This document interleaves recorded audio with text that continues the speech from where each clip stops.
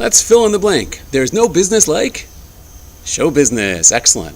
There's no loyalty like, well, customer loyalty, family loyalty. Of course, we're all familiar with families that splinter and break up and have difficulties. But when you have one of those really close nuclear families, that closeness, as we say, ha'ava mekakelis es ashura, sometimes you even see past people's flaws because the love is so strong. You know, they tell a story of a lady who went to her rabbi and said, could you please pray for my son? Well, of course, what's the issue?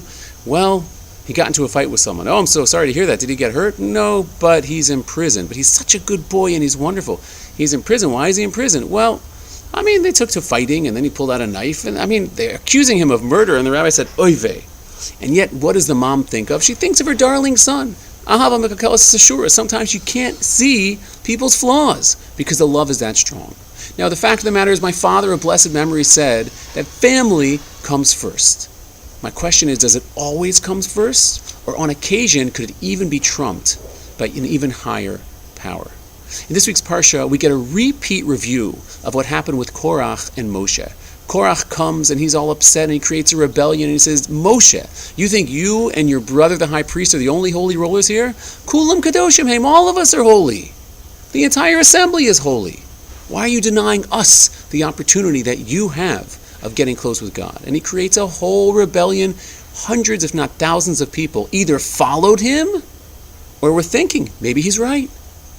Who's going to support him if not his sons? And yet what happens is that it says in this week's Parsha that even though Korach died, and not only did he die, but his wife and his family, and it was so invasive that even innocent children who had parents involved in this dispute, who went against Moshe, ultimately going against God, even babies died.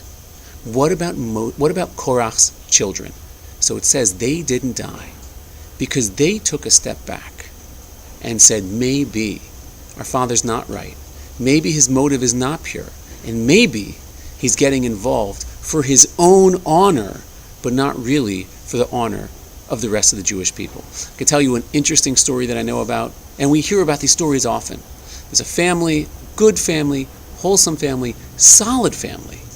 And unfortunately, one of the sons went off, started getting involved, not only in using drugs, but in dealing drugs. The law caught up with him. So his brother went to one of the leading sages of the generation and said, we have to pray to get him free. We have to make sure he's not indicted. We have to make sure he doesn't sit in prison. What should we do? What should we pray? What can we do to change his circumstance? You know what the rabbi said? Let him sit in jail. That's what he needs. But what do you mean? It's my brother. It's my family. How could I let it happen? We go back a number of years ago. Bernie Madoff. We know what he did. What about Andrew Madoff? Was he aware?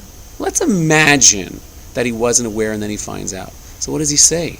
What does he do? He's living off the fats of an amazing Ponzi scheme. Does he turn in his father? Does he turn away from his father? Very, very challenging situation. But the one thing that we see in this week's Parsha is that even though family comes first, we have to keep that in mind with our own moral compass. Family does come first. But when there's a perversion of justice that one of the family members is perpetrating, at that point, take a step back and say, I can't support you. I can't get involved. We love family. It's great to have family, to be close with family. There's nothing like it. But what we learn in this week's Parsha is sometimes, on occasion, when it comes to morality, we have to take the higher moral road and recognize in this situation, family actually can't come first. Wishing all of you an amazing and wonderful Shabbos.